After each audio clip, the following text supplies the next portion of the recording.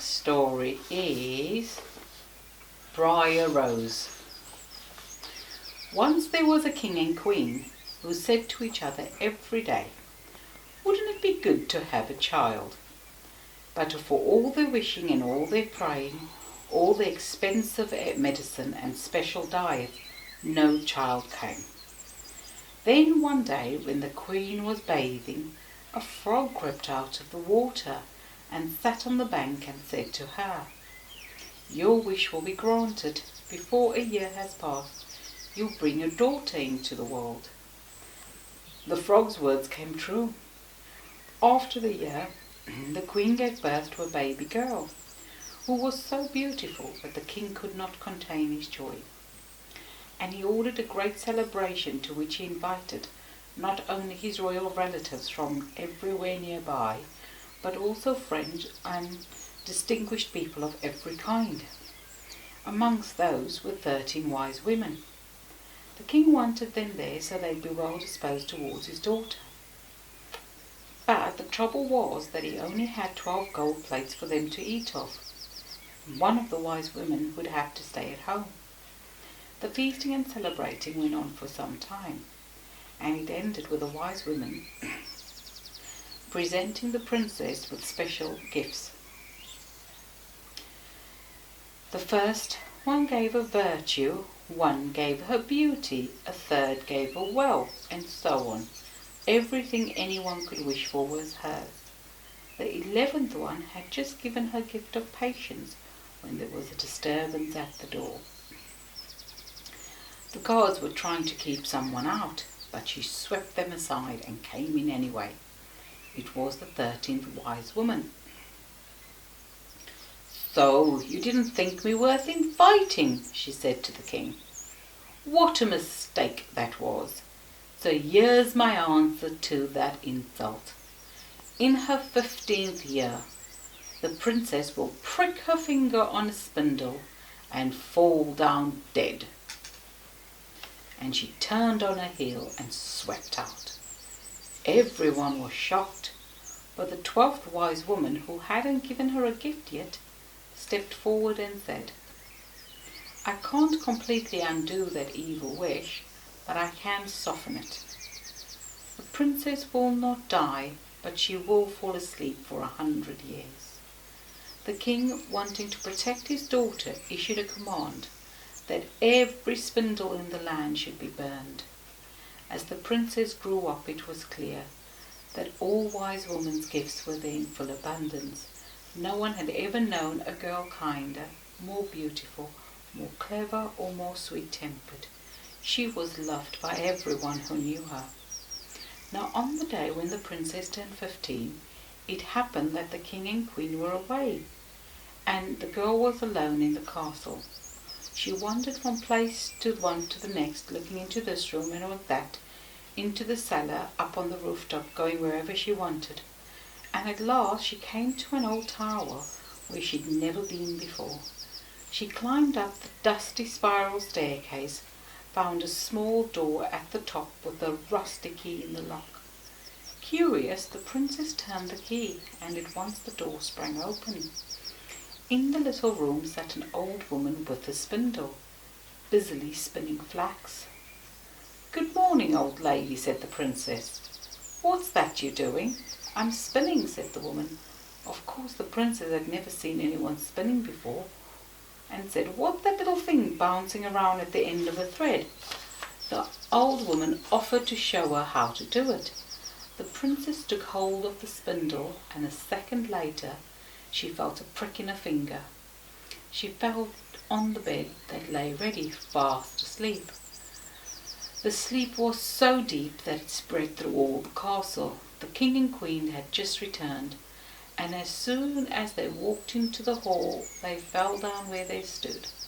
Their servants and attendants fell down too, like dominoes in a line. So did the horses in the stables, the grooms looking after him, the pigeons on the roof, and the dogs in the courtyard. One dog was scratching himself, so he fell asleep just like that, with his back paw behind his ears. The flies on the wall fell asleep down in the kitchen. The very flames roasting the ox fell asleep. A drop of fat that was about to fall from the sizzling carcass stayed where it was and didn't move. The cook that had been about to clout the kitchen boy, her hand fell still 6 inches from his ears, and his face remained screwed up waiting for the blow.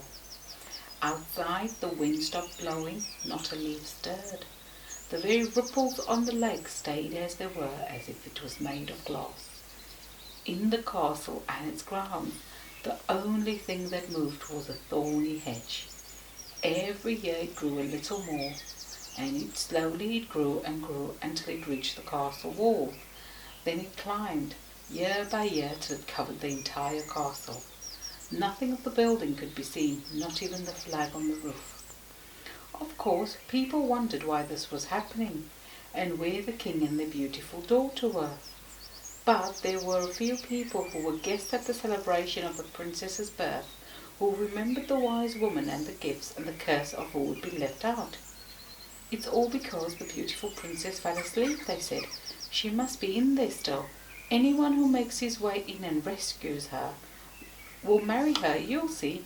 Naturally, as time passed, various young men came, princes, soldiers, farmers' sons, beggars, all kinds of men trying to cut their way through the hedge and find the door of the castle. They were sure that once they were inside they'd find the princess, wake her up with a kiss and break the spell. But none of them managed it. The hedge was immensely thick and the thorns so long and sharp that they dug into the clothes and flesh of anyone trying to force his way through. All the young men got stuck. The more they struggled, the deeper the thorns stabbed them. They couldn't go on, and they couldn't turn back, and they couldn't get free. They all died helplessly in the hedge, starving to death. Many, many, many years later, after the story of the sleeping princess had almost been forgotten, a young prince came to that country. He was travelling incognito, and when he stayed at the humble inn not far from the castle, nobody knew who he was. One day he listened to an old man telling a story by a fire, a story of the great thorn hedge. Inside the hedge there was a castle, and inside the castle there was a tower, and inside the tower there was a room where a lovely princess lay asleep. "And there's many a young brave man that has tried to get through the hedge," he said, "and not one of them made it. If you go up close you can see their skeletons, or bits of him that's close enough to see. But no one's seen the princess, and she's been lying there asleep to this day." "I'll try," said the young man. "My sword's sharp enough to deal with thorns." "Don't do it, son," said the old man. "Once you get in that hedge, no power on earth will get you out. You'll blunt your sword on 100 thorns before you've gone a yard."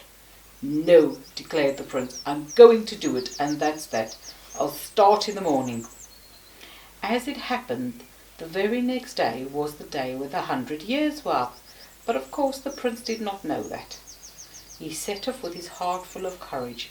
He came to a great thorn hedge and found it not at all as the old man had said, because as well as thorns the hedge was bearing up pink flowers, thousands upon thousands of them. Fun for all that, though, he could see the skeletons of many other young men tangled deep into the briars. A sweet fragrance like apples filled the air, and as the prince came close to the hedge, the branches pulled apart themselves to let him through, closing back up afterwards. He came to the courtyard, saw the pigeons asleep, the dog with the paw still behind its neck, the flies asleep on the wall. He went down to the kitchen and saw the kitchen boy's face still screwed up waiting for the clout from the cook's hand, the flame standing quite still in the hearth, the drop of fat still about to drop from the roasting ox. He wandered through the rooms upstairs and saw servant after servant asleep in the middle of whatever they'd been doing, the king and the queen asleep on the floor of the hall exactly where they'd fallen. Then he came to the tower, he climbed the dusty spiral staircase, and he found the little door. He turned the rusty handle. The door opened at once. There on the bed lay the most beautiful princess the young man had seen, or could ever imagine. He bent over and kissed her lips, And Briar Rose opened her eyes and gave a little sigh of surprise and smiled at the young man, who fell in love with her at once. They went downstairs together, watching everyone wake up all around him. The king and queen woke up and stood around wide-eyed because of the great hedge that had grown all over the castle. The horses woke up and shook themselves and neighed. The pigeons on the roof woke up. The dog in the courtyard carried on scratching. The cook that boxed the kitchen boy's ears so hard that he yelled. The drop of fat fell into the fire with a sizzle. And in due course the prince was married to Briar Rose. The wedding was celebrated with great splendour, and they lived happily ever after to the end of their lives. The